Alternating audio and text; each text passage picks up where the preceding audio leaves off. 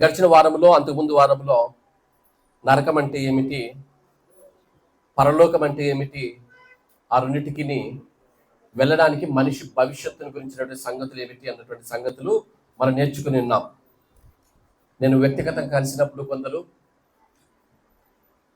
కొన్ని ప్రశ్నలు అడిగారు. వన్ గుడ్ థింగ్ ఏంటంటే, ప్రశ్నలు అడిగారంటే గుడ్ థింగ్ ఏంటంటే, పర్లేదబ్బా వింటున్నారు అనుకున్నా. సో కొంతమంది అన్న చక్కటి విషయాలు మేము నేర్చుకున్నామని చెప్పారు.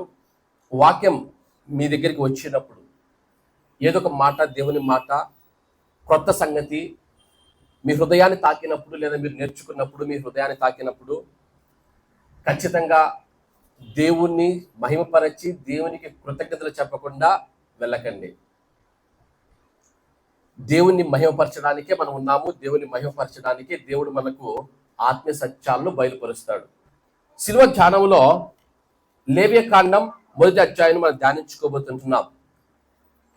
1వ అధ్యాయంలో మనం ప్రధానంగా చదువుకున్నది దహన బలిని గురించినటువంటి నియమాలు, దహన బలిని ఎలా అర్పించాలనేటువంటి నియమాలు. ఈ అధ్యాయంలోనికి వెళ్ళక మునుపు కొన్ని క్లారిఫికేషన్స్, లేకపోతే సంఘముగా మన యొక్క ఆలోచనలు ఏమిటి అని చెప్పిన తర్వాత వాక్యంలోకి వెళ్తాను. చాలా మంది ఈ మధ్య ఈ పదం వింటూ ఉంటారు. మీరు లెంట్ డేస్ అన్న పదం వింటూ ఉంటారు. శ్రమల దినాలు అని, లేకపోతే లెంట్ డేస్ అని ఈ పదాలు మీరు వింటూ ఉంటారు కదా. లెంట్ డేస్ లేకపోతే శ్రమల దినాలు ఏంటి? లెంట్ డేస్ పాటించాలా, పాటించకూడదా, పాటిస్తే ఏంటి, పాటించకపోతే ఏమిటి? ఇలా రకరకాల ప్రశ్నలు మన మధ్యలో చాలా మంది విశ్వాసుల్లో ఉంటున్నాయి. బుధవారం వచ్చింది కదా బ్రదర్, ఏమైనా స్పెషల్ పేరు ఉంటుందా అని అడిగిన వాళ్ళు నన్ను ఉన్నారు. ఏంటి లెంట్ డేస్ అంటే ఏంటి, సంఘముగా మనం పాటించాలా వద్దా, సంఘముగా మన సిద్ధాంతం ఏమిటి అని చెప్పిన తర్వాత వాక్యంలోకి వెళతారు. లెంట్ డేస్, శ్రమల దినాలు 3వ శతాబ్దపు కాలంలో, లేకపోతే ఆది సంఘంలో చూసినప్పుడు ఇటువంటి స్పెషల్ డేస్ కానీ స్పెషల్ ఈవెంట్స్ కానీ వాళ్ళకి ఏమీ లేవు. అపోస్తుల కార్యము నుంచి పత్రిక భాగాలు మనం చూసినప్పుడు ఇటువంటి స్పెషల్ ఈవెంట్స్ కానీ స్పెషల్ డేస్ కానీ భక్తుల జీవితాల్లో మనకు కనిపించావు. తర్వాత కాలంలో 3వ శతాబ్దంలోనికి వచ్చినప్పుడు సంఘంలోని పెద్దలు 2 కాలాలుగా విభజించారు, 2 కాలాలు తీసుకుని వచ్చారు, 2 స్పెషల్ ఈవెంట్స్ లేక స్పెషల్ డేస్ తీసుకుని వచ్చారు. దానినే ఇప్పటికీ ఓల్డ్ ఏజ్ చర్చెస్, లూథరన్ కావచ్చు, సిఎస్ఐ కావచ్చు, ఇలా ఓల్డ్ ఏజ్ చర్చెస్, ప్రెస్బిటేరియన్స్ కావచ్చు, ఈ చర్చెస్ ఇప్పటికీ ఫాలో అవుతూ ఉంటారు. అందులోని 2 కాలాల్లో మొదటి కాలం ఏమిటంటే అడ్వెంట్ కాలం అంటారు. అడ్వెంట్ అనగా అర్థం ఏమిటంటే కమింగ్, వచ్చువాడు, వచ్చినవాడు. ఎప్పుడు అడ్వెంట్ వస్తుందంటే క్రిస్మస్ కు 1 రోజుల ముందు, నవంబర్ లాస్ట్ సండే ఏదైతే ఉందో ఆ సండే నుంచి అడ్వెంట్ ప్రారంభమవుతుంది. ఈ అడ్వెంట్ లో వీళ్ళు ఏం చేస్తారు అంటే క్రీస్తు మొదటి రాకను గురించినటువంటి సంగతులను గురించి నేర్చుకుంటూ 2వ రాకడను గురించి ధ్యానిస్తూ సంఘాన్ని నిరీక్షణలో నడిపించే విధముగా ఆ భక్తులు ఆ వాక్య భాగాలను తీర్చి ఆ విధంగా సంఘాన్ని ప్రోత్సహించేవారు. మొదటి కాలం అడ్వెంట్ కాలం. 2వ కాలం లెంట్ డేస్ అంటారు. లెంట్ అంటే అర్థం ఏమిటి అంటే, లెంట్ అంటే అర్థం స్ప్రింగ్ సీజన్, స్ప్రింగ్. మన భాషలో చెప్పాలంటే వసంతకాలం. ఈ లెంట్ ఏంటంటే ఈస్టర్ సండే ఎప్పుడైతే ఉంటుందో, పునరుత్థానపు పండుగ ఎప్పుడైతే ఉంటుందో అప్పటి నుంచి 40 దినాలు క్యాల్కులేట్ చేసి ముందుకు 40 దినాలు పెట్టి అన్ని ఆదివారాలు పక్కకు పెట్టి భస్మ బుధవారం దగ్గర 40 రోజు వస్తుంది. ఆ భస్మ బుధవారం నుంచి ఈస్టర్ సండే వరకు లెంట్ డేస్ గా వారు పెట్టి ఉన్నారు.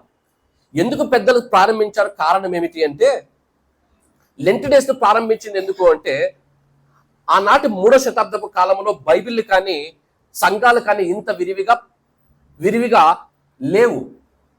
ఎవరైనా సరే దేవుని అంగీకరించి బాప్తిస్మము తీసుకోవాలి అంటే ఆ బాప్తిస్మాలు వీళ్ళు ఈస్టర్ దినాన్ని ఇచ్చేవాళ్ళు. ఈ ఈస్టర్ దినాన బాప్తిస్మాలు ఉంటాయి కదా, ఆ 40 దినాల్లో, ఆ ముందున్నటువంటి 40 దినాల్లో ఆ బాప్తిస్మకు సిద్ధపడినటువంటి కొత్త విశ్వాసులు ఎవరైతే ఉన్నారో వారిని అందరినీ కూర్చోబెట్టి యేసు క్రీస్తుని గురించినటువంటి సంగతులను వారికి బోధించి, ఎస్పెషల్లీ పాపపు ఒప్పుకోలు కావచ్చు, పశ్చాత్తాపాన్ని గురించి కావచ్చు, అవన్నీ వారికి బోధించి వారిని బాప్తిస్మం కొరకు సిద్ధపరిచి ఈస్టర్ దినాన బాప్తిస్మం ఇచ్చేవాళ్ళు. లెంట్ డేస్ అలా ప్రారంభమైంది. దాని తర్వాత కాలంలో విశ్వాసులుగా ఉన్నవారు ఎవరైతే ఒక సంవత్సరం తర్వాత బాప్తిస్మం తీసుకుని 2-3 years తర్వాత బ్రదర్ ఆ లెంట్ డేస్ లో బాగుంది మేము నేర్చుకుంటున్నాం కదా అన్నప్పుడు, సరే విశ్వాసులు కూడా లెంట్ డేస్ ప్రారంభిద్దామని చెప్పి లెంట్ డేస్ విశ్వాసులు కూడా ప్రారంభించారు సంఘంలో. ఏ ఉద్దేశంతో లెంట్ డేస్ ప్రారంభమయ్యింది అంటే, సంఘంలో లెంట్ డేస్ ప్రారంభమైన ఉద్దేశం ఏమిటంటే, మొదటిగా రెపెంటెన్స్ అంటే పశ్చాత్తాపము మన బ్రతుకులో దేవునికి వ్యతిరేకముగా ఉన్నటువంటి అవిధేయముగా ఉన్నటువంటి పాపాన్ని బట్టి పశ్చాత్తాపడడానికి లెంట్ డేస్ తీసుకొచ్చారు. రెండోదిగా రెపెంటెన్స్ అయిపోయింది. రెండోదిగా పాపపు ఒప్పుకోలు అంటారు కదా, పశ్చాత్తాపము తర్వాత ఒప్పుకోలు, తర్వాత సాక్రిఫైస్ త్యాగము, పాపాన్ని ఒప్పుకొని ఆ పాపాన్ని విడిచిపెట్టడం, త్యజించడం, దాని కొరకు లెంట్ డేస్ తెచ్చారు. మూడోదిగా జనరాసిటీ అంటే ఏంటంటే ఔదార్యము. వీటినన్నిటిని బోధిస్తూ లెంట్ డేస్ లో సంఘాన్ని సిద్ధపరిచేవారు ఆనాటి సేవకులు. చక్కటి ఉద్దేశాలతో ప్రారంభమైంది. దాని తర్వాత ఏమైపోయిందంటే, రకరకాల సంప్రదాయాలు ఆ లెంట్కి యాడ్ చేయబడ్డాయి. రకరకాల సంప్రదాయాలు వచ్చాయి. తర్వాత కాలంలో ఒక ఆయన వచ్చాడు లెంట్ డేస్ లో వివాహం చేయొద్దన్నాడు, ఇంకొక ఆయన వచ్చాడు లెంట్ డేస్ లో బర్త్డే చేయొద్దన్నాడు, ఇంకొక ఆయన వచ్చాడు లెంట్ డేస్ లో అది చేయొద్దన్నాడు, ఇంకొక ఆయన వచ్చాడు అది చేయొద్దన్నాడు, ఇది చేయొద్దన్నాడు. ఒక్కొక్కటి వచ్చేసాయి. ఇవన్నీ వాక్యములు ఎక్కడ మనకు కనిపించవు. మరి మనం పాటిస్తామా? సంఘంగా పాటించాలా బ్రదర్ అంటే, సంఘంగా సిద్ధాంతం ఏమిటంటే, I don't personally believe Lent days లో మాత్రమే నేను దేవుణ్ణి ఆరాధిస్తానన్న సంగతి నేను వ్యక్తిగతంగా నమ్మను.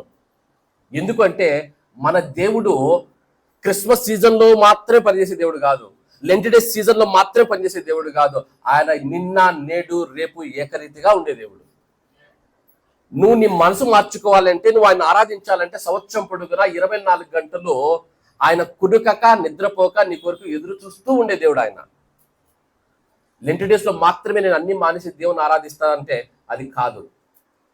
సంఘముగా అది మన సిద్ధాంతం, నా విశ్వాసం, మన విశ్వాసం. ఒకవేళ వ్యక్తిగతముగా లేదు బ్రదర్ నేను లెంట్ ఫాలో అవుతాను అంటే, ఒకవేళ వ్యక్తిగతంగా నువ్వు ఫాలో అవుతానంటే వెల్ అండ్ గుడ్. దేవుని ఎదుకు నడిపించేది ఏదైనా మంచిదే. దేవుని వాక్యములోనికి మనం నడిపించేది, దేవుని ఆరాధించుటకు మనం నడిపించేది, వాక్యములో మనల్ని బలపరిచేది ఏదైనా మంచిదే.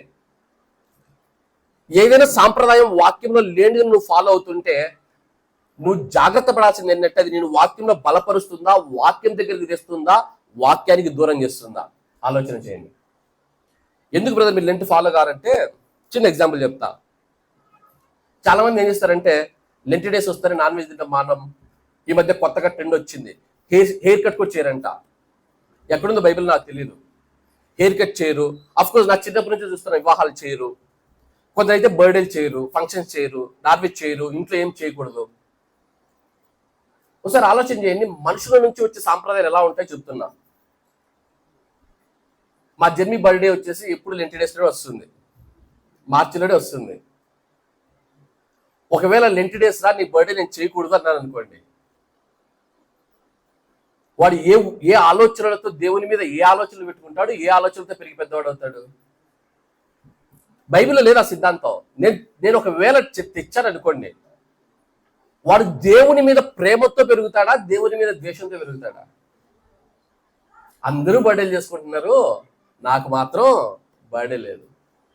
మనుషులు తెచ్చే సంప్రదాయాలు ఇలా ఉంటాయి, దేవుని సంప్రదాయాలు ఇలా ఉండవు. అందరినీ దేవుని దగ్గర నడిపించేలాగా ఉంటాయి, అందరికీ దేవుని ప్రేమ పంచేలాగా ఉంటాయి. ఒకవేళ నువ్వు వ్యక్తిగతంగా లెంట్ పాటిస్తున్నాను అనుకుంటే, remember this is a warning. అది నిన్ను దేవుని యొద్దకు నడిపిస్తుందా, వాక్యంలో బలపరుస్తుందా, వాక్యములోని సిద్ధాంతాల నుంచి దూరం చేస్తుందా? ఆలోచన చేసుకోవాలి.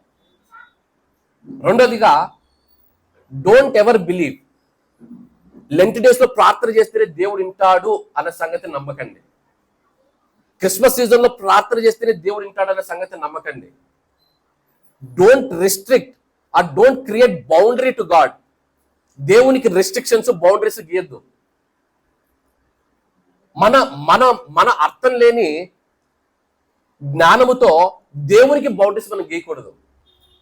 దేవుడు 24 గంటలు ఎప్పుడు కొనికక నిద్రపోక మనలను కాస్తున్నటువంటి దేవుడు. ఆ సంగతిని మర్చిపోవద్దు. ఒకవేళ సంఘముగా మనం లెంట్ను ఫాలో కాకపోయినప్పటికీ వ్యక్తిగతంగా ఫాలో అయితే అవ్వచ్చు. మేక్ షూర్ ఈ వార్నింగ్స్ ని మనసులో పెట్టుకోవాల్సిన కోరుచున్నాను. మరి ఎందుకు బ్రదర్ శిలువ ధ్యానాలు తెచ్చారు? లెంట్ ఫాలో కాకపోతే ఎందుకు శిలువ ధ్యానాలు తెచ్చారు అంటే, 5 వారాలు ఉన్నాయి గుడ్ ఫ్రైడేకి. ఈ 5 వారాల్లో సిలువను గురించినటువంటి సంగతులు, అందరూ అదే మైండ్ సెట్ తో ఉంటారు కాబట్టి సిలువను గురించినటువంటి సంగతులు కొన్నైనా మీకు నేర్పించాలనే ఉద్దేశంతో సిలువ ధ్యానములు ఈ దినమున ప్రారంభిస్తుంటాం. వచ్చే దినాల్లో ఒక్కొక్కటిగా మనం నేర్చుకోవడానికి ప్రయత్నం చేద్దాం. సిలువ ధ్యానంలోని అంశాలు ఒక్కొక్కటిగా వెళ్దాం. బైబిల్ ప్రారంభించినప్పుడు బైబిల్ గ్రంథంలో మొదటి 6 అధ్యాయాలు ఆది కాండము, నిర్గమకాండము, లేవియ కాండము, సంఖ్యాకాండము, ద్వితీయోపదేశ కాండము మరియు యెహోషువ గ్రంథము. ఆది కాండము మనిషి యొక్క పతనాన్ని గురించి మాట్లాడుతుంది. నిర్గమకాండం విడుదల, వాళ్ళు బానిసత్వంలో ఉన్నారు, వారు ఏ విధంగా విడిపించబడ్డారో మాట్లాడుతుంది. లేవియ కాండం బానిసత్వం నుంచి విడిపించబడ్డ తర్వాత వారు పరిశుద్ధతలోనికి ఎలా రావాలో మాట్లాడుతుంది, పరిశుద్ధులుగా ఎలా ఉండాలో మాట్లాడుతుంది. లేవియ కాండం తర్వాత సంఖ్యాకాండం వారు అరణ్య మార్గంలో ఎలా నడిచారో, అరణ్య మార్గంలో ఎలా నడవాలో నేర్పిస్తుంది. ద్వితీయోపదేశ కాండం సిద్ధపాటును గురించి నేర్పిస్తుంది. యెహోషువ గ్రంథం వాగ్దాన భూమిని స్వతంత్రించుకున్నట్టు నేర్పిస్తుంది. ఎందుకు నేను అక్కడ పెట్టాను అంటే, ఇది ఎగ్జాక్ట్లీ మన ఆత్మీయ జీవితం. ఇదే మన పాపాన్ని బట్టి పతనమై ఉంటే యేసుక్రీస్తు పస్కా బలి పశు యాగం ఏవైతే చేశాడో దానిని బట్టి ఆ పాపం అనే బానిసత్వం నుంచి మనము కూడా విడుదల పొందుకున్నాం. విడుదల పొందుకున్న తర్వాత మనం పరిశుద్ధము కావాలంటే, పరిశుద్ధతలోకి రావాలి అంటే ఆయన రక్తము చేత కడగబడాలి, ఆయన రక్తము చేత శుద్ధి చేయబడాలి. అదే పరిశుద్ధత. ఆ పరిశుద్ధముగా బ్రతకాలి. విడుదల పొందాం, పరిశుద్ధతలోనికి వచ్చాం. లోకమనే అరణ్య ప్రయాణంలో ఇప్పుడు మనం ఉన్నాం. అది మన ఆత్మీయ స్థితి. ఈ లోకమనే అరణ్య ప్రయాణంలో మనం వెలుచు ఉన్నాం. ఆ అరణ్య ప్రయాణం అర్థం కావాలంటే మనం ఏం చదవాలంటే సంఖ్యాకాండం చదవాలి. వాళ్ళు చేసిన తప్పులు మనం చేయకుండా ఉండాలంటే. లోకమనే అరణ్య ప్రయాణంలో మనం ఇప్పుడు ఉన్నాం. మన పరిశుద్ధతను కాపాడుకుంటూ ఆ లోకమనే అరణ్య ప్రయాణంలో వెళ్ళాలి. వెళుతూ మనం మిస్ అవుతున్నది ఏంటంటే సిద్ధపాటు. ఎందుకు సిద్ధపాటు ఉండాలి?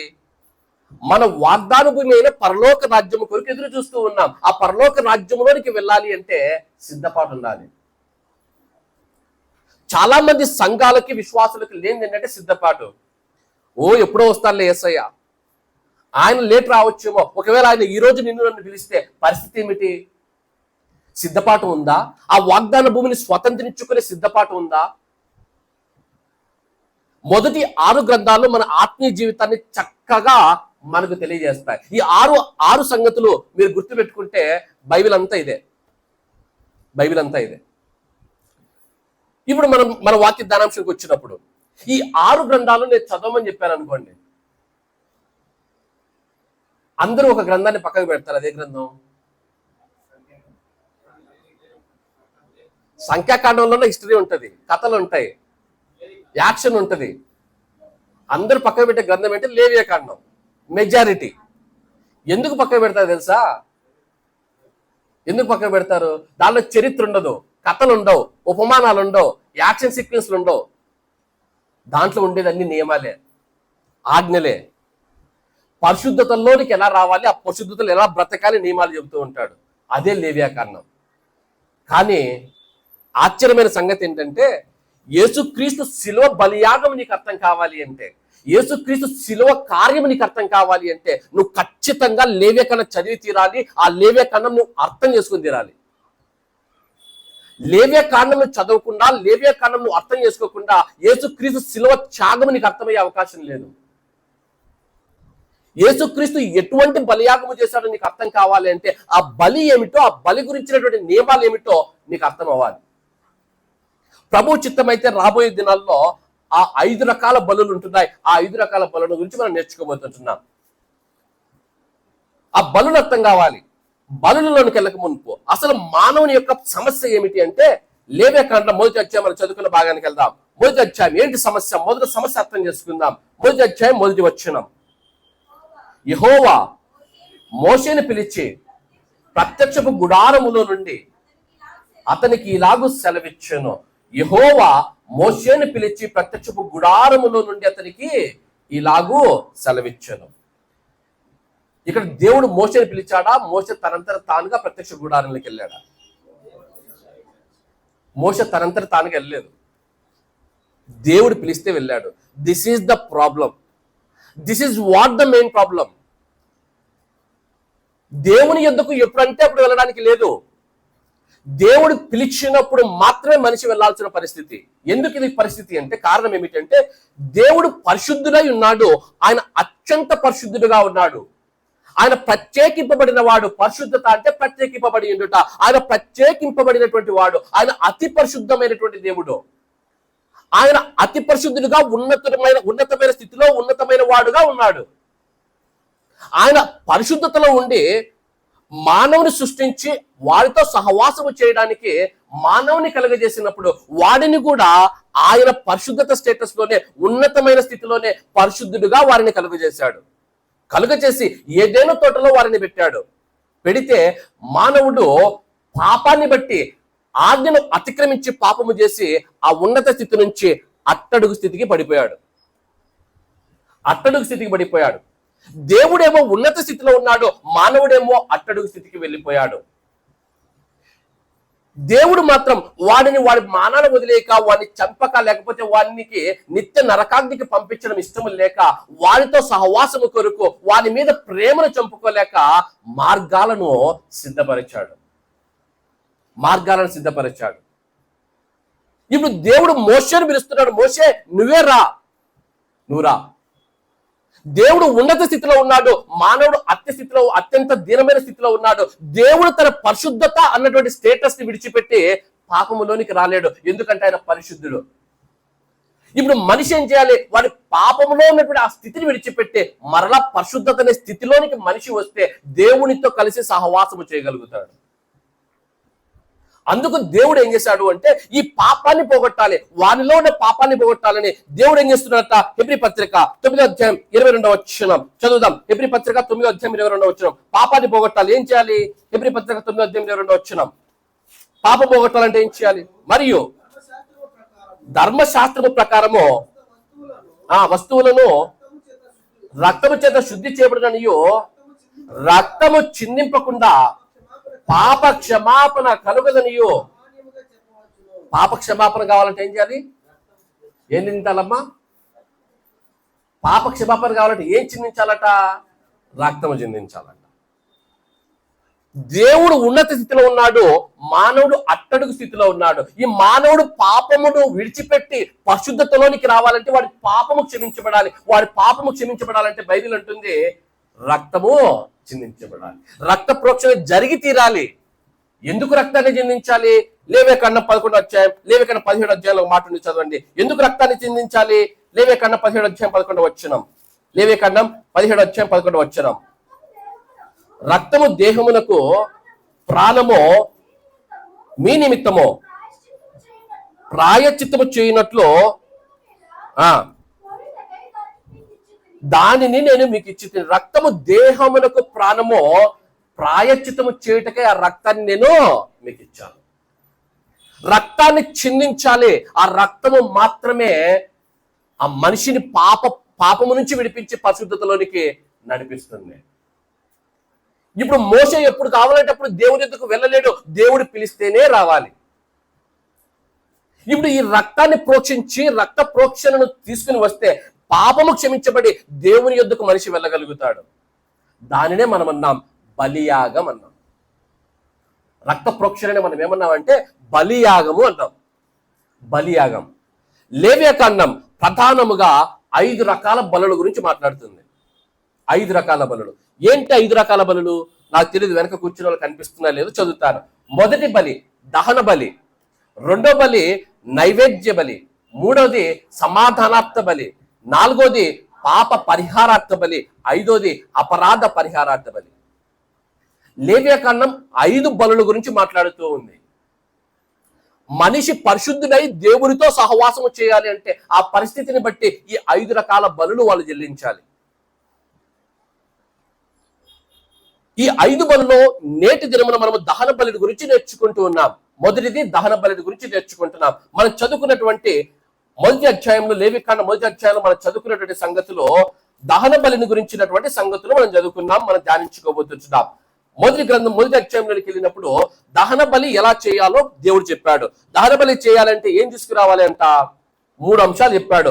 మొదటిగా గోవుల మందలో నుండి, మొదటిది గోవుల మంద, రెండోది గొర్రెల మందలో నుండి కానీ మేకల మందలో నుండి కానీ, మూడోది ఒకవేళ ఎవరైనా సరే గోవుల మందను కొనలేని స్థితిలో ఉంటే, లేకపోతే గొర్రెను కొనలేని స్థితిలో ఉంటే, వారు పక్షి ఏదైనా సరే లేకపోతే పావురపు పిల్ల అయినా సరే తీసుకుని రావాలి.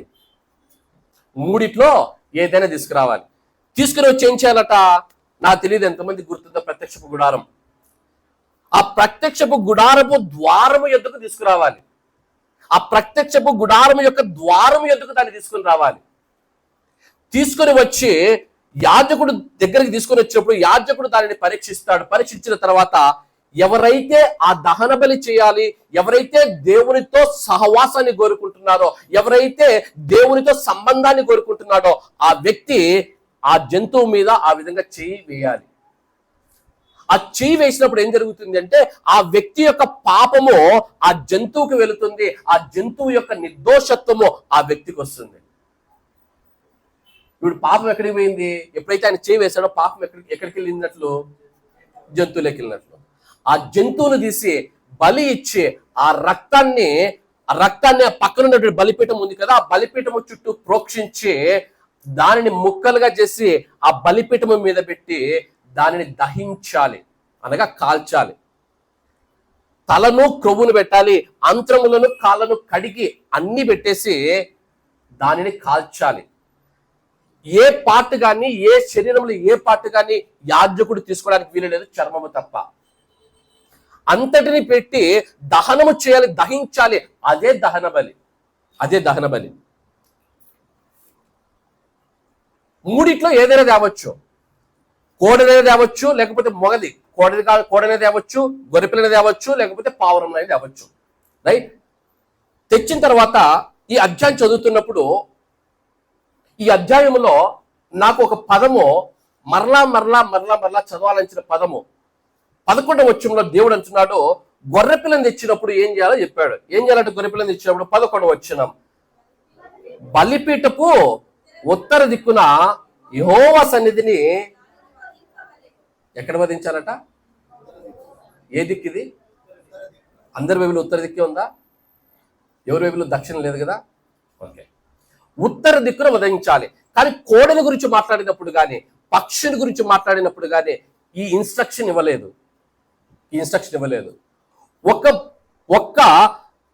ఒక్క గొర్రెను గురించి కానీ లేకపోతే మేకను గురించి కానీ తెచ్చినప్పుడు ఆ గొర్రెను కానీ మేకని కానీ ఎక్కడ వధించాలి అంటే నార్త్ సైడ్, అనగా ఉత్తర దిక్కు. ఆ ఉత్తర దిక్కు ఎలా ఉంది?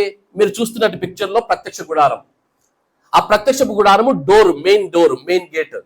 ఆ మెయిన్ గేట్ లోపలికి వెళ్ళగానే ఆ రైట్ సైడ్ టేబుల్స్ కనిపిస్తున్నాయి చిన్నవి మీకు, అది ఉత్తర దిక్కు. అక్కడ మాత్రమే బలి ఇవ్వాలి. దాని ప్రాసెస్ అంతా అక్కడ మాత్రమే జరగాలి. అది నియమం, అది ఆజ్ఞ. నాకు వచ్చిన డౌట్ ఏంటంటే చదువుతున్నప్పుడు మిగతా రెండిటికి లేని నియమం గొర్రెపిల్లకి మేకపిల్ల దగ్గరికి వచ్చినప్పుడు ఎందుకు పెట్టాడు అన్నటువంటి ప్రశ్న వచ్చేది. ఆ ప్రశ్నల నుంచి నేను ఎన్నెన్నో చదువుతున్నాను, ఇంకా చదువుతున్నాను. ఏంటి ఉత్తర దిక్కు? ఏంటి దీని స్పెషాలిటీ? ఎందుకు గొర్రెపిల్ల వచ్చినప్పుడు మాత్రం ఉత్తర దిక్కున దానిని వధించాలి అని ఆలోచన చేసినప్పుడు ఒక ఆత్మ సత్యాన్ని నేర్చుకున్నాను, మీ మధ్యకి తీసుకుని వస్తుంటున్నాను. ఆ సంగతి మీకు బోధించక మునుపు ఈ యూనివర్స్ లో, ఈ సృష్టి క్రమంలో, ఈ యూనివర్స్ లో ఉత్తర దిక్కున ఒక శూన్యం ఉంది. 1981 సంవత్సరంలో ఒక ఆస్ట్రోనమర్, ఆయన పేరు కూడా ఉంది, ఏదో టైంపాస్ కోర్స్ చెప్పట్లేదు, అవన్నీ రాసింది ఎందుకంటే మీరు కావాలంటే గూగుల్ చేసుకుని చదువుకుంటారని. ఆ శూన్యానికి పెట్టినటువంటి పేరు సైంటిస్టులు ఏంటంటే బూట్స్ వాయిడ్ అని పెట్టారు. ఈ యూనివర్స్ లో ఉత్తర దిక్కున ఒక శూన్యం ఉంది. ఆ శూన్యంలో ఏముందో ఎవ్వరికీ తెలియదు. ఆ కాంతి సంవత్సరాలు లెక్క పెడితే ఈ పక్క నుంచి ఆ పక్కకి వెళ్ళడానికి 1,00,000 సంవత్సరాలు పడుతుందట. 1,00,000 years కాంతి ప్రయాణం చేయడానికి. ఆ బూట్స్ వాయిడ్ని గురించి సైంటిస్టులు ఇప్పటికీ ఇంకా చేస్తానే ఉన్నారు. ఎప్పుడు కనుక్కున్నారు అక్కడ వాయిడ్నెస్ ఉందని? 1981లో కనుక్కున్నారు. బైబిల్ ఏం మాట్లాడుతుంది? ఏబు గ్రంథం 26వ అధ్యాయం 7వ వచనం. ఏబు గ్రంథం 26వ అధ్యాయం 7వ వచనం చదవండి. ఏబు గ్రంథం 26:7. మాకు శత్రులైన వారు 26:7 మా శూన్య మండలము పైన ఉత్తర దిక్కుననున్న ఆకాశ విశాలమును ఆయన పరచెను. శూన్య మండలము పైన ఉత్తర దిక్కుననున్న, ఉత్తర దిక్కున ఏముందంట? శూన్య మండలం ఉందంట. ఎవరు చెప్తున్నారు? బైబిల్ చెప్తుంది.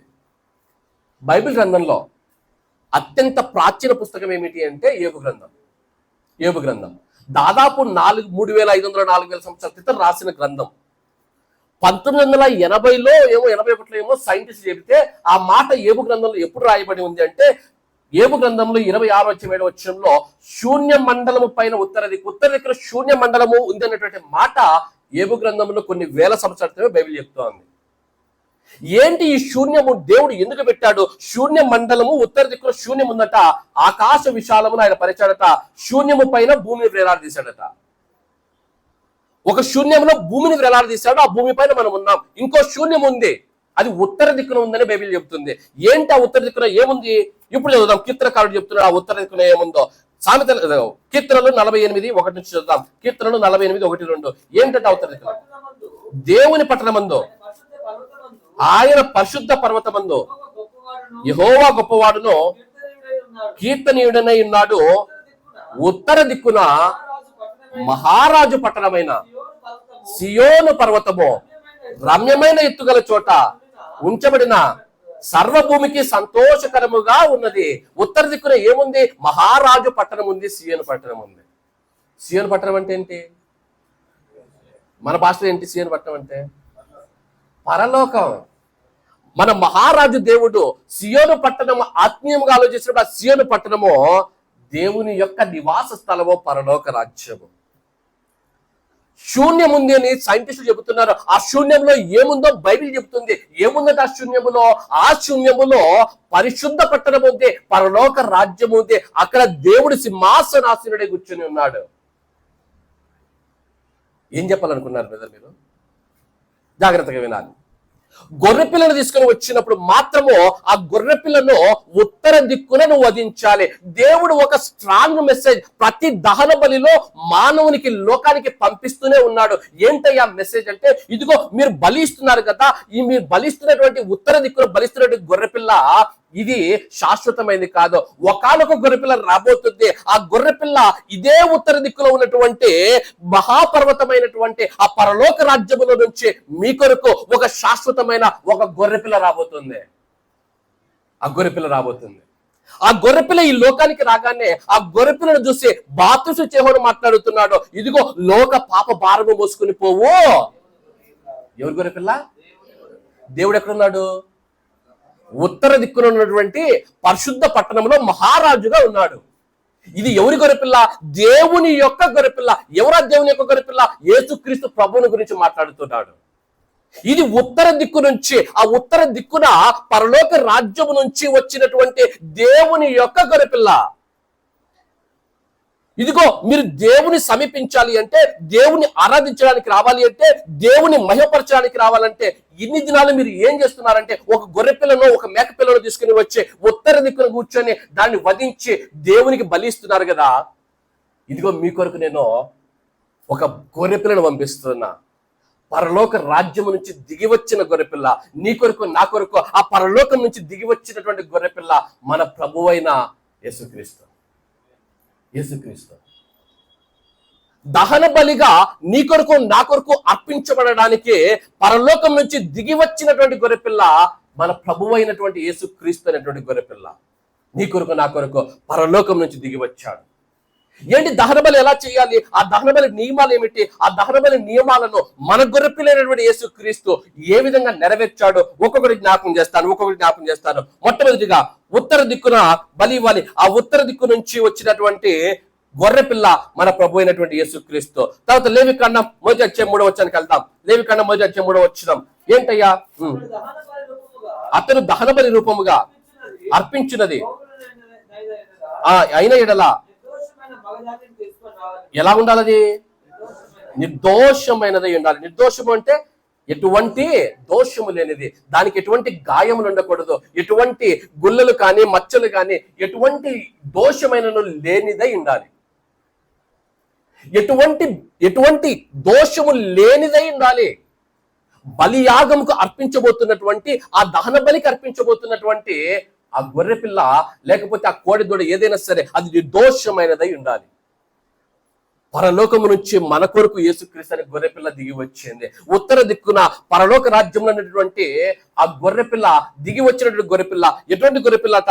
ఆ గొర్రెపిల్ల గురించి కొన్ని మాటలు నేను జ్ఞాపకం చేస్తాను. కొరింథీయులకు రాసిన 2వ పత్రిక 5వ అధ్యాయం చివరి వచనం, మనకు బాగా తెలిసినటువంటి వచనం.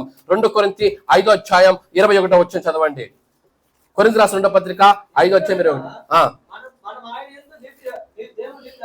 మనము ఆయన యందు దేవుని నీతి అగునట్లు పాపమెరుగని ఆయనను తన కోసం మన కోసము పాపముగా, ఆయన పాపము ఎరుగని ఆయనలో పాపము లేదట. హెబ్రీ పత్రికలో కూడా మాట ఉంటుంది, చదువుదాం. హెబ్రీ పత్రిక 7వ అధ్యాయం 26వ వచనం, మనకు బాగా తెలిసినటువంటి వచనాలు ఇది కూడా. హెబ్రీ పత్రిక 7వ అధ్యాయం 26వ వచనం.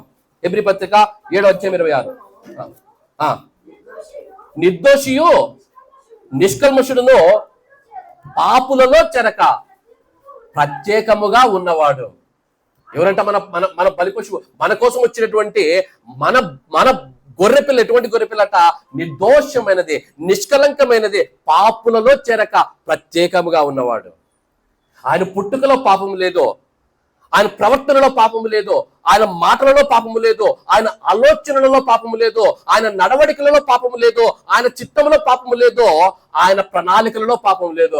ఆయన పాపులలో చెరక ప్రత్యేకింపబడినటువంటి వాడు మన దేవుడు, మన ప్రియుడైనటువంటి యేసుక్రీస్తు ప్రభుల వారు.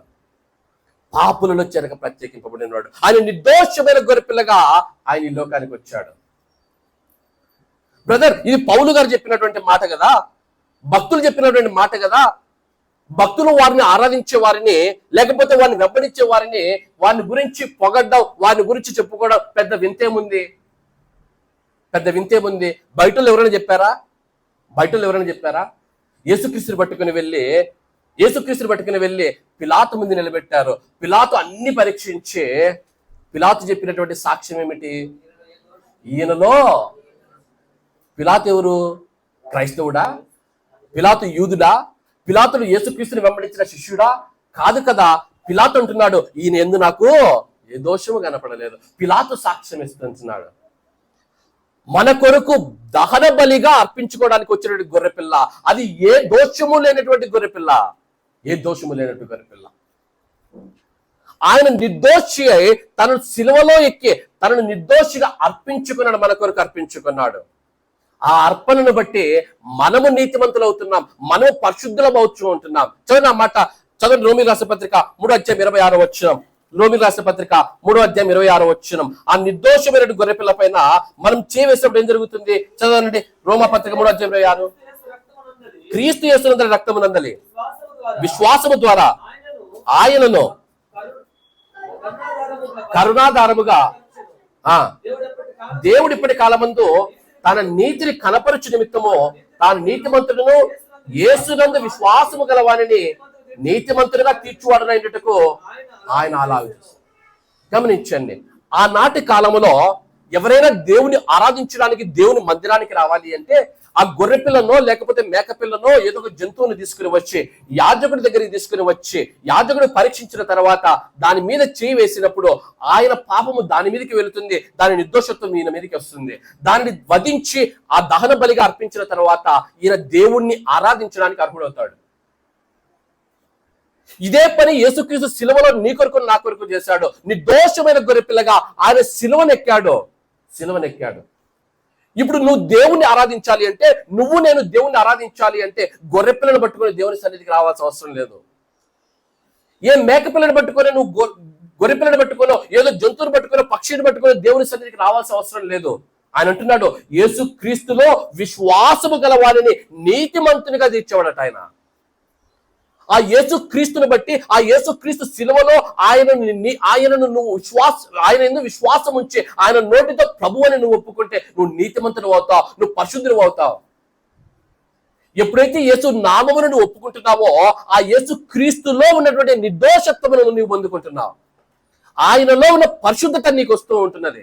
ఆ గొర్రెపిల్ల ఉన్నటువంటి నిర్దోషత్వం, ఆ గొర్రెపిల్ల ఉన్నటువంటి పరిశుద్ధత ఏ విధముగా ఆనాడు ఇశ్రాయేలీయులు పొందుకుంటున్నారో ఈనాడు మన గొర్రెపిల్లైనటువంటి యేసు క్రీస్తులోని పరిశుద్ధత, యేసు క్రీస్తులోని నిర్దోషత్వాన్ని ఆయన నామములో విశ్వాసం ఉంచినప్పుడు మనం పొందుకుంటున్నాం. పొద్దున్నే లేస్తాను నువ్వు దేవుని ఆరాధించాలి అంటే ఒక గొర్రెపిల్లను పట్టుకొని వచ్చి పాస్టర్ గారికి ఫోన్ చేయాల్సిన అవసరం లేదు. ఏం చేయాలి? మోకాల్లోని యేసు నామములను ఆరాధించినప్పుడు, యేసు నామములను ప్రార్థన చేసినప్పుడు, ఆ యేసు నామాన్ని బట్టి దేవుని సన్నిధిని నువ్వు చేరినప్పుడు నువ్వు పరిశుద్ధుడుగా, నీతిమంతుడుగా దేవుని కృపాసనము ఎద్దుకో ధైర్యముగా పరిగెత్తుకుని వెళ్ళి దేవుని ఆరాధించుకునే కృప దేవుడిచ్చాడు. అది యేసు క్రీస్తు ప్రభుల వారి నీ కొరకు నా కొరకు చేసినటువంటి దహన బలి వల్ల మనం పొందుకున్నటువంటి ఆ గొప్ప ఆశీర్వాదం. మొదటిగా ఉత్తర దిక్కు నుంచి వచ్చినటువంటి గొర్రెపిల్ల, రెండోదిగా నిర్దోషమైనదిగా ఉండాలి. మూడోది అంటున్నాడు లేవికాండం 1వ అధ్యాయం 12వ వచనం. ఏంటట? లేవికాండం 1వ అధ్యాయం 12 నుంచి చదువుదాం. దాని తలను క్రొవ్వును విడదీసి తర్వాత యాజకుడు బలిపీఠం మీదనున్న అగ్ని మీద కట్టెలపైకి చక్కగా పేర్చవలెను. దాని అంత్రములను కాళ్ళను నీళ్లతో కడిగి అప్పుడు యాజకుడు దానినంతయు తెచ్చి బలిపీఠం మీద దానిని అంతయు తెచ్చన్నాడా, కొంచెమే తెచ్చన్నాడా? అంటే దేవునికి అంత సమర్పించాలా, కొంచెం సమర్పించాలా? అంత సమర్పించాలి. దహన బలి అనగా సంపూర్ణ సమర్పణ, సంపూర్ణమైన సమర్పణ, సంపూర్ణమైన సమర్పణ. యేసుక్రీస్తు నీ కొరకు నా కొరకు శిలువలోనికి లోకానికి వచ్చి ఆ ఉత్తర దిక్కున్నటువంటి పరలోక పట్టణాల నుంచి దిగి వచ్చి నిర్దోషమైన వాడిగా బ్రతికాడు. నిర్దోషమైన వాడిగా బ్రతికి, ఆ నిర్దోషుడిగా బ్రతికి ఆయన శిలువనెక్కినప్పుడు తనను తాను సంపూర్ణముగా సమర్పించుకున్నాడు. ఎలా సంపూర్ణంగా సమర్పించుకున్నాడు? తలకు ముళ్ళ కిరీటం పెట్టబడ్డది, వీపు మీద కొరడా దెబ్బలతో కొట్టించుకున్నాడు, వీపంతా గాయాల పాలయ్యింది. చేతుల్లో మేకులు దిగొట్టించుకున్నాడు, శరీరములో ప్రక్కలో బల్లెము పోటు పొడిపించుకున్నాడు, కాళ్ళలో మేకులు దిగగొట్టించుకున్నాడు. ఏ అవయవము విడిచిపెట్టలేదు. ఆయన సంపూర్ణముగా ఆ శిలువలో ఆ శిలువ అనేటటువంటి ఆ బలిపీఠము మీద తనను తాను దహన బలిగా దేవునికి సమర్పించుకుంటున్నాడు. సంపూర్ణమైనటువంటి సమర్పణ, సంపూర్ణమైన సమర్పణ. గొర్రెపిల్లను కట్ చేసినప్పుడు ఆలోచన చేయండి. ఆ తలను తీసుకుని వచ్చి ఆ తలను ప్రక్కకు పెట్టడానికి లేదు, ఆ తలను కూడా బలిపీఠం మీదనే పెట్టాలి. ఆ తల ఏదైనా సరే దోషం ఉన్నదైతే దేవుడు ఏం చేస్తాడు అంటే దానిని అంగీకరించాడు. ఈ వ్యక్తి దేవుని ఎద్దుకు రావడానికి అర్హుడు కాడు. ఎవరైతే ఆ గొర్రెపిల్ల తెచ్చాడో ఆ గొర్రెపిల్ల తెచ్చిన వ్యక్తి దేవుని ఎద్దుకు రావడానికి అర్హుడు కాడు. యేసుక్రీస్తు బలియాగము నిర్దోషమైన బలియాగము, సంపూర్ణమైనటువంటి బలియాగము అని ఎలా చెప్పగలమంటే, ఎప్పుడైతే యేసుక్రీస్తు శిలువనెక్కాడో ఆ శిలువలో ఆయన చేస్తున్న బలియాగము, ఒకవేళ ఆయన ఆలోచనలో ఏదైనా ప్రాబ్లం ఉండింటే, ఆయన ఆలోచనలో పాపం ఉండింటే ఆ బలియాగమును తండ్రి అయిన దేవుడు అంగీకరించేవాడే కాదు. ధర్మశాస్త్రం ప్రకారము తల మొదలుకొని అరికాలు వరకు అది నిర్దోషమైన గొర్రెపిల్ల ఉండాలి. అది ఆలోచన విషయంలో అయినా సరే అది నిర్దోషమైనదిగానే ఉండాలి. అందుకే తలను తీసుకెళ్లి బలిపీఠం మీద పెట్టమన్నాడు. యేసుక్రీస్తు ఆలోచనలలో కూడా పాపం లేదు. 33 సంవత్సరాల కాలములు ఈ లోకంలో బ్రతికినప్పుడు ఆయన పుట్టుకలోనూ పాపము లేదు, ఆయన ఆలోచనలో సైతము కూడా పాపము లేదు. ఎందుకో సాతాను వచ్చి ఈ రొట్టెలు తీసుకొని నీకు ఆకలిస్తూ ఉంటే ఇదిగో ఈ రాళ్ళను రొట్టెలుగా చేసుకొని తినమన్నాడు. తినమంటే ఎందుకు తినలేదు దేవుడు? ఎందుకు తినలేదు, ఎందుకు కనీసం ఆలోచన చేయలేదు? కారణం ఏమిటి అంటే, ఒకవేళ అటువంటి ఆలోచన చేసినా అది తండ్రి అయిన దేవునికి వ్యతిరేకమవుతుంది. ఇది దహన బలికి పనికిరానటువంటి ఆ జంతువులాగా అయిపోతుంది. అందుకే యేసుక్రీస్తు ఏం చేశాడంటే, ఆయన ఆలోచనల్లో కూడా పాపం లేకుండా బ్రతికి సిలువనెక్కి సంపూర్ణముగా తన శరీరాన్ని అంతటిని సంపూర్ణంగా సిలువలో సమర్పించాడు. ఎంత అద్భుతమైన సమర్పణ ఆలోచన చేయండి. ఎంత అద్భుతమైన ఆలోచన చేయండి.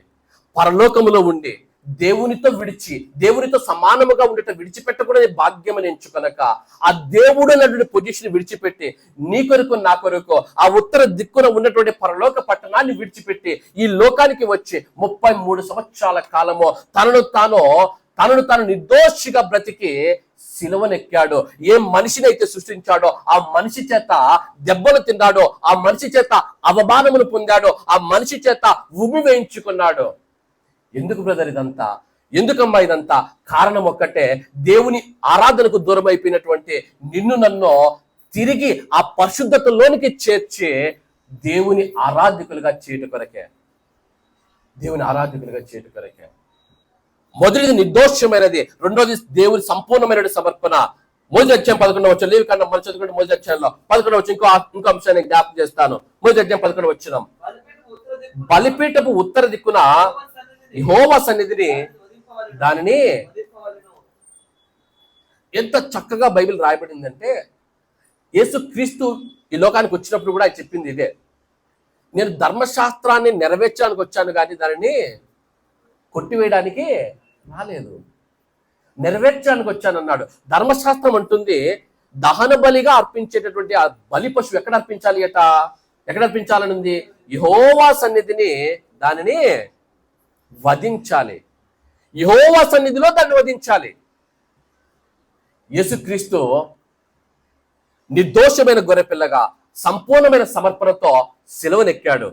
సిలువనెక్కిన తర్వాత సిలువలో 7 మాటలు మాట్లాడుతూ ఆయన మాట్లాడినటువంటి మొట్టమొదటి మాట, తండ్రి వీరేమి చేయుచున్నారో వీరెరుగరు గనుక వీరిని క్షమించు.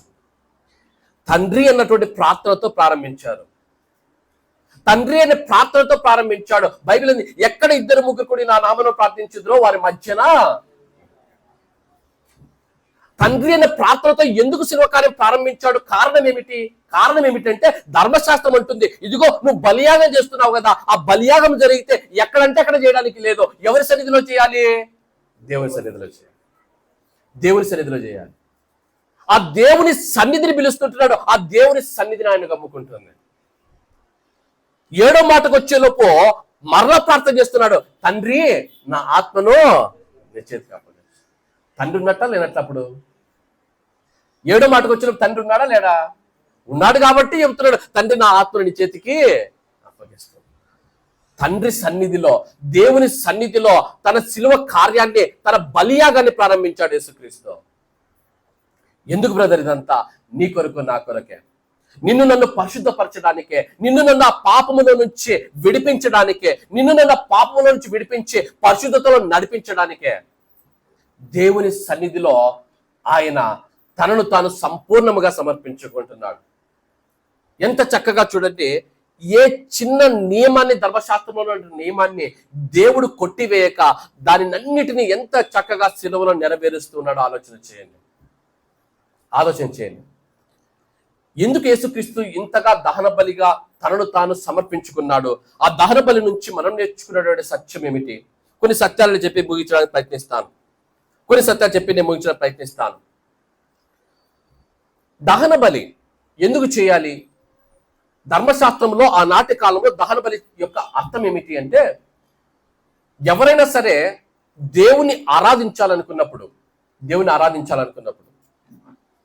ఆ దేవుని ఆరాధించడానికి, వారి పాపాన్ని పోగొట్టుకుని దేవుని మహిమపరచడానికి వారు దహన బలి చెల్లించాలి.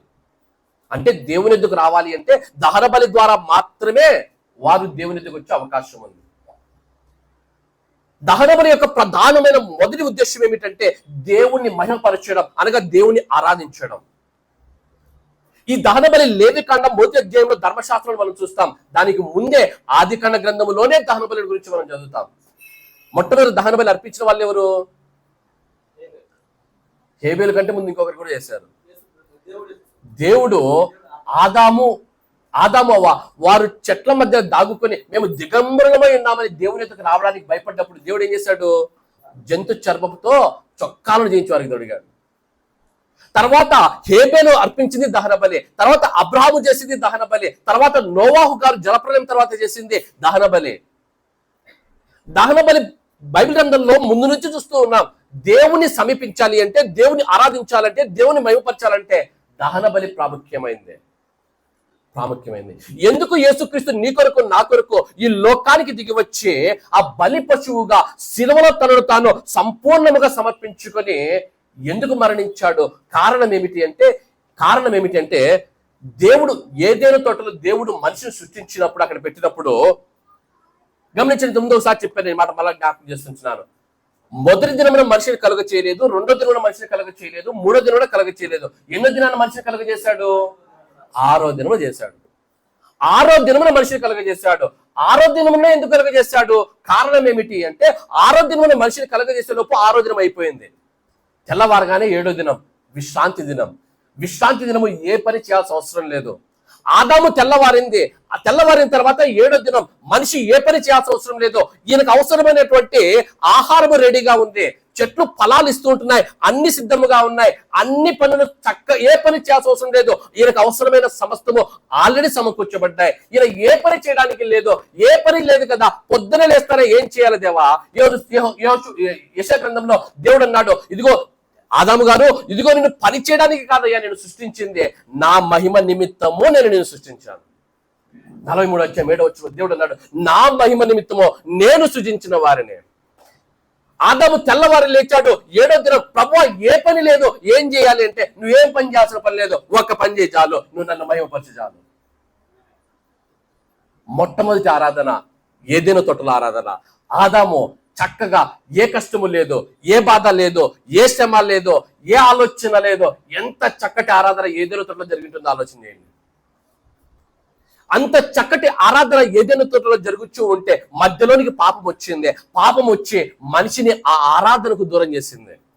ఆ ఆరాధనకు దూరం చేస్తే దేవుడు తన ప్రియ కుమారుడినే గొర్రె పిల్లగా ఈ లోకానికి పంపించాడు. యేసుక్రీస్తు లోకానికి వచ్చి దహన బలిగా తనను తాను అర్పించుకొని నిన్ను నన్ను తిరిగి మరలా ఆ ఆరాధనలోనికి తీసుకొని వచ్చాడు.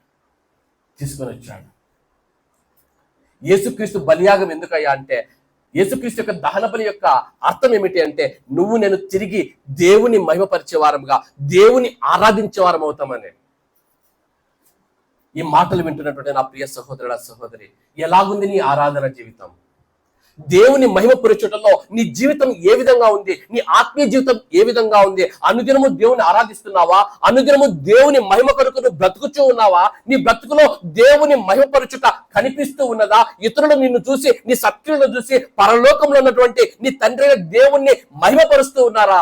అటువంటి జీవితం ఉందా? ఒకవేళ అటువంటి జీవితం లేకపోతే ఆయన బలియాగంలో నువ్వు వ్యక్తం చేస్తున్నట్లే. ఈ శిలువ ధ్యానాంశంలో నువ్వు నేర్చుకునే మొట్టమొదటి ఆత్మీయ పాఠం, నువ్వు దేవుని మహిమపరచడానికి ఉన్నావు. ఆ దేవుని మహిమ కొరకే దేవుడు నీ కొరకు నా కొరకు ఆ శిలువలో దహన బలి యాగాన్ని అర్పించాడు. రెండోదిగా దహన బలి తెచ్చినప్పుడు ఉంటుంది చూడండి ఆ మాట. మొదటి అధ్యాయం 3వ వచనంలో, మొదటి అధ్యాయం 3వ వచనం చదవండి.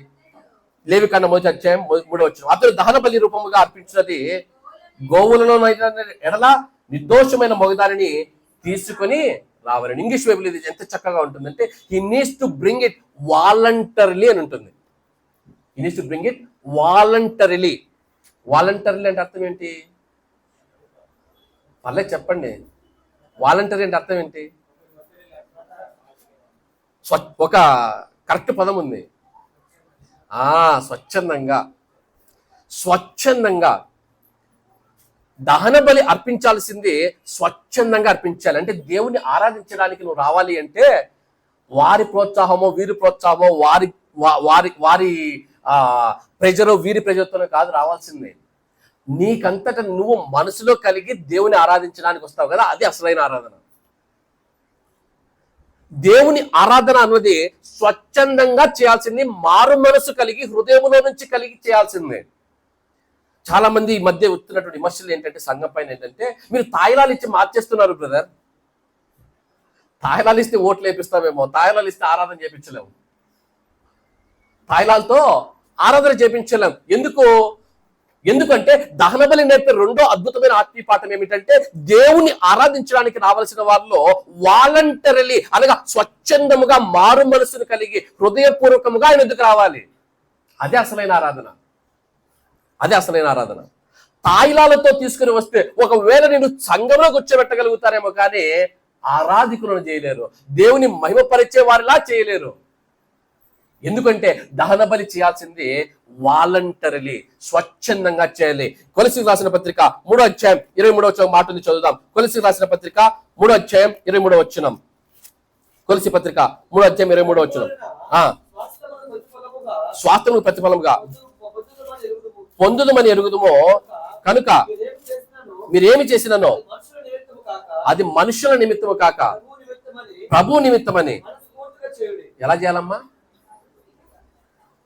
దహన బలి అంటే ఏంటి? మనస్ఫూర్తిగా మీరు ఏం చేసినా ఏం చేయాలి? ప్రభు నిమిత్తము మనస్ఫూర్తిగా చేయాలట. మనస్ఫూర్తిగా నీ అంతటా నువ్వు స్వచ్ఛందంగా మనస్ఫూర్తిగా చేయాల్సిందే. పాస్టర్ గారు చూస్తున్నారని ఆరాధన పాట పాడడం కాదు, మా మమ్మీ డాడీ చూస్తున్నారని చెప్పి బైబిల్ చదవడం కాదు,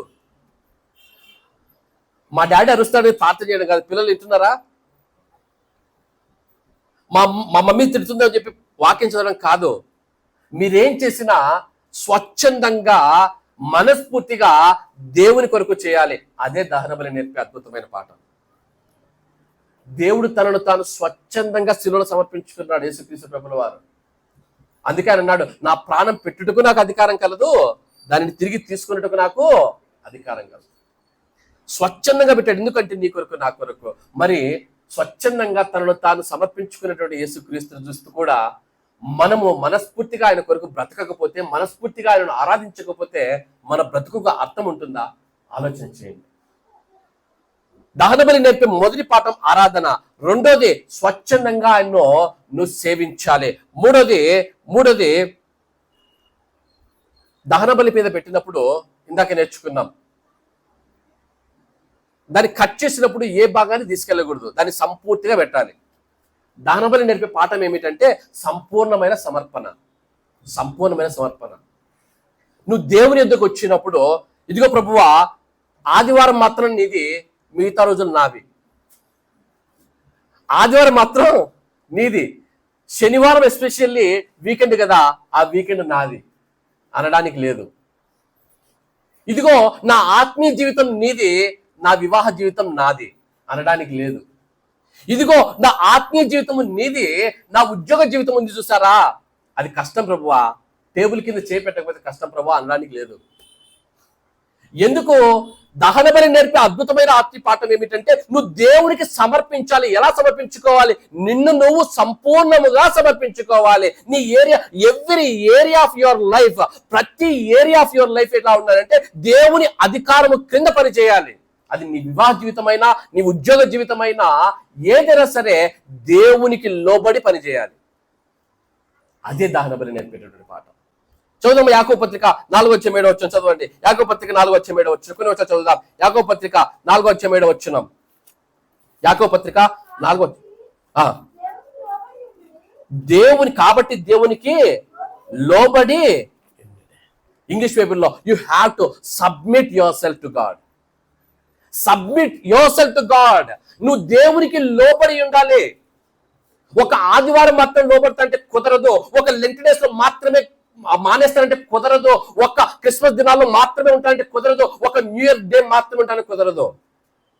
సంపూర్ణముగా అన్ని దినాలు దేవునికి సమర్పించుకొని నువ్వు బ్రతకాలి. దానిని అంటాం సంపూర్ణమైన సమర్పణ. ఎలాగుంది నీ ఆత్మీయ స్థితి? ఎలాగుంటున్నది నీ ఆత్మీయ జీవితం? నీ కొరకు నా కొరకు ఆయన పరలోకాన్ని విడిచిపెట్టి ఇక్కడికి వచ్చి నిర్దోషమైన గొర్రెపిల్లగా బ్రతికి సంపూర్ణమైన సమర్పణ చేసి దేవుని సన్నిధిలో ఆయన నీ కొరకు నా కొరకు దహన బలిగా తనను తాను సమర్పించుకున్నాడు. ఆ దహన బలి చూసిన తర్వాత కూడా ఇంకా నువ్వు పాపములు బ్రతుకుతూ ఇంకా సంపూర్ణంగా నిన్ను సమర్పించుకొనక స్వచ్ఛందంగా వచ్చి ఆయన్ను ఆరాధించకుండా దూరంగా ఉన్నట్లయితే దేవుని వాక్యం దినాలను నీతో మాట్లాడుతున్నది. దేవుని వాక్యం నీతో మాట్లాడుతుంది. నీ కొరకు నా కొరకు దహన బలిగా ఆయన తనను తాను సమర్పించుకున్నాడు. మరొక ఆత్మ సత్యాన్ని చెప్పి నేను ముగించడానికి ప్రయత్నిస్తాను. ఇందాక చెప్పాను, దహన బలి లేవికాండ 1వ అధ్యాయంలోనే కాదు, అంతకు ముందు కూడా మనకు కనిపిస్తుంది. మొట్టమొదటి దహన బలి అర్పించింది ఎవరు అనుకున్నావు? దేవుడు సమర్పించాడు. దహన బలి అంటే ఏంటంటే సంపూర్తిగా దానిని కట్టెల మీద పెట్టి మండించాలి. దాని యొక్క చర్మం ఎవరు తీసుకోవాలంటే యాజకుడు తీసుకోవాలి. తర్వాత 6వ అధ్యాయం తర్వాత వచ్చే అధ్యాయాలు మనం చూస్తాం. చర్మం మాత్రం యాజకుడికి ఇవ్వాలి. దేవుడు ఎక్కడ మొట్టమొదటి బలి ఇచ్చాడు? ఆదాము అవ్వ మేము దిగంబరులమై ఉన్నాము, నీ ముందుకు రాలేకున్నాము ప్రభు అని భయపడుతూ ఉంటే దేవుడు వారి మధ్యకు వచ్చి దహన బలి చేశాడు. కొత్త నిబంధనలో వచ్చినప్పుడు యేసుక్రీస్తును మన ప్రధాన యాజకుడు అంటుంది బైబిల్. ఏదైనా తోటలో దహన బలి చెల్లించాలంటే యాజకుడు ఉండాలి. అంటే ఇప్పుడు తండ్రి కుమార పరిశుద్ధాత్మల్లో ఆ ఏదైనా తోటలో ఎవరు దహన బలి చెల్లించిండాలి? ఎవరు దహన బలి చెల్లించిండాలి? మన యాజకుడు యేసుక్రీస్తు అయితే ఆ ఏదైనా తోటలో యేసుక్రీస్తే మొదట దహన బలి చెల్లించిండాలి. జాగ్రత్తగా వినండి. ఏదైనా తోటలో బలి నర్పించాలి. బలి నర్పించాలంటే యాజకుడు ఉండాలి. ఆ యాజకుని పాత్ర మొట్టమొదటి పోషించింది యేసుక్రీస్తే. అందుకే కొత్త నిబంధనలో ఆయన మన యాజకుడు అంటుంది. యాజకుడు బలి నర్పించాడు. ఎందుకు దేవుడు బలినిస్తున్నాడు? వీరికి ఏం కావాలి? వారికి బట్టలు కావాలి. వారి బట్టల కోసం దేవుడు బలి నర్పించాడు. దేంతో కుట్టించాడు బట్టలు? వాళ్ళకి చర్మపు చొక్కాలను తొడిగించి అని చదువుతాం. చర్మపు చొక్కాలు. దహన బలి అర్పిస్తే చర్మం ఎవరు తీసుకోవాలి? ఇప్పుడు యాజకుని పాత్ర ఎవరు పోషించిండాలి? యేసుక్రీస్తు ప్రభు పోషించాడు. యాజకుడుగా ఆదాము పాపము చేసినప్పుడు యాజకుడిగా దిగి వచ్చి గొర్రె పిల్లను సమర్పించి యాజకుడిగా ఆ గొర్రె పిల్ల యొక్క జంతువు యొక్క చర్మాన్ని తీసి చొక్కాలు తీసి వారి దిగంబరత్వాన్ని, పాపమనే దిగంబరత్వాన్ని టెంపరీగా కవర్ చేశాడు. నీ కొరకు నా కొరకు అయితే ఆ పరలోకము నుంచి ఆ గొర్రె పిల్లగానే దిగొచ్చాడు. ఆదాము కొరకు యాజకుడిగా దిగి వచ్చాడు. నీ కొరకు నా కొరకు యాజకుడిగా మాత్రమే కాదు, గొర్రె పిల్లగా దిగి వచ్చాడు. దిగి వచ్చే యాజకుడు ఆయనే, గొర్రె పిల్ల ఆయనే. ఉన్నతమైన బలిని నీ కొరకు నాకు సమర్పించి ఆయనకు చర్మము చొక్కాలతో ఆయన యొక్క పాపాన్ని ఏ విధంగా కప్పాడో ఇప్పుడు నీకు నాకు ఆ రక్షణ వస్త్రాలను సిద్ధపరిచి నీతి అనే వస్త్రం, పరిశుద్ధమైన వస్త్రం, రక్షణ అనే వస్త్రముతో నిన్ను నన్ను కప్పివేశాడు. ఆ రోజు యాజకుడు ఆయనే. ఆ రోజు ఏదైనా తోటలో ఆదాము దగ్గర యాజకుడుగా ఉన్నటువంటి మన ప్రభువైన యేసుక్రీస్తు నీ కొరకు నా కొరకు యాజకుడుగాను గొర్రెపిల్లగాను మారి వారికి చర్మపు చొక్కాలు దొరికిస్తే మనకు నీతి అనే వస్త్రాన్ని, పరిశుద్ధమనే వస్త్రాన్ని, పరిశుద్ధత అనే వస్త్రాన్ని తొడిగి నిన్ను నన్ను ఆ కృపాసనం మీదకు ధైర్యంగా వచ్చి పరిగెత్తుకుని వచ్చి ఆయన ముందు మోకరించి తండ్రి నా నాయనని ప్రార్థించి ఆ గొప్ప ధన్యతలో నిలవబెట్టాడు. మన బాధ్యత ఏమిటి? యోబు గ్రంథం ఈ మాట చెప్పి నేను ముగిస్తాను. యోబు గ్రంథం 22వ అధ్యాయం 21వ వచనం. మరి అంత అద్భుతమైన బలియాగం చేసినటువంటి ఆ దేవుని ఎడల మనమేమి చేయాలి? యోబు గ్రంథం 22వ అధ్యాయం 21వ వచనం చదువుదాం, ముగిస్తాను. ఆయనతో సహవాసము చేసిన ఎడల నీకు సమాధానము కలుగును, అలాగున నీకు మేలు కలుగును. ఆయనతో సహవాసంలోనికి రావాలి అంటే దహన బలి కావాలి. యేసుక్రీస్తే మన దహన బలి. నిత్యం పొద్దున లేచిన తర్వాత నువ్వు దేవునితో సహవాసము చేయాలి అంటే నువ్వు గొర్రెపిల్ల కోసం వెతకాల్సిన అవసరం లేదు. నీ కొరకు నా కొరకు గొర్రెపిల్లగా ఆయన ఆల్రెడీ అర్పించబడ్డాడు. ఆ యేసుక్రీస్తు నామములో విశ్వాసం ఉంచి మోకాల్లోనే తండ్రి ఎద్దుకు వచ్చి ఆయనతో నువ్వు సహవాసము చేయాలి. ఏం చేస్తాడట? ఆయనతో సహవాసము చేసిన ఏం కలుగుతుంది? నీకు సమాధానము కలుగుతుంది. తర్వాత అలాగున నీకు మేలు కలుగును.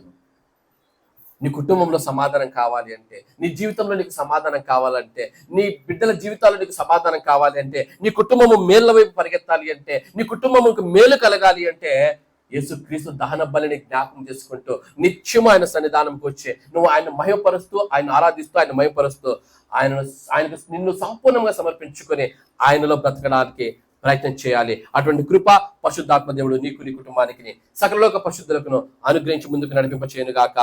ఆమేన్. అందరం లేచి నిలబడదాం కొద్ది నిమిషాలు.